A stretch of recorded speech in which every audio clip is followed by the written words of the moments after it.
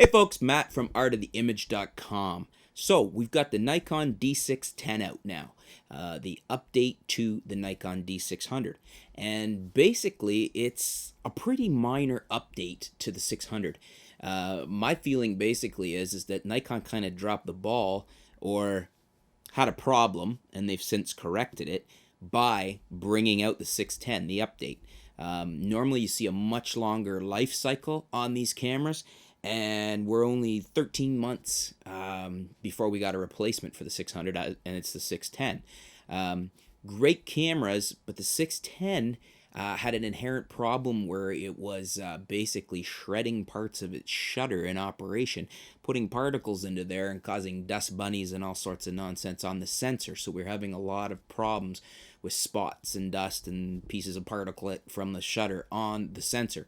So probably not great on to Nikon's credit or anything why they didn't address this problem better. Really, if you have a 600, Nikon should probably give you a D610 for free because it's an inherent problem and it really wasn't taken care of very well. But hence now we have the Nikon D610, and here it is. And we've got some updates. Obviously, the shutter is one of them. As I said, it's a minor update, the 610 over the 600, but there's basically 4 updates, 4 reasons you might want to get the 610 over the 600. And as I said, honestly, I think Nikon, anybody that's bought a 600, pretty much almost is owed a 610 from Nikon. Probably not going to happen, but I would be very disappointed having a 600 and knowing that this shutter problem was this much of an issue, and seeing how they've dealt with this here. So anyways, we've got 4 reasons. Obviously, first and foremost is a new shutter mechanism. So that's obviously very important, since we had such issues with the D600, is that hopefully this shutter mechanism has resolved everything and it's no longer a problem. So you're going to want the camera basically for that reason alone. Hence why I also say, it's something, would have been nice if Nikon just said, hey, you want a D600? We want to give you a 610. Number 2, faster frame rate of 6 frames per second. So we had 5.5 on the 600. So that's a very nominal frame rate. You almost wonder if you can play with the numbers to get half a frame a second there. Anyways, it is, on paper, a faster frame rate. Number 3, new and improved auto white balance. Now, I have heard from some people that this is indeed a better and improved auto white balance. So that's always welcome.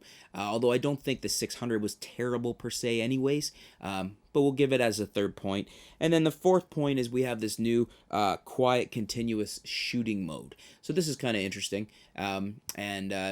Myself, I don't know how well that's going to pan out. It's a new feature. It's designed to work at 3 frames per second. So we'll see if people are finding that advantageous. We'll see if it actually ends up working the way it's supposed to, or if it's just one of those features that you don't ever use on a camera.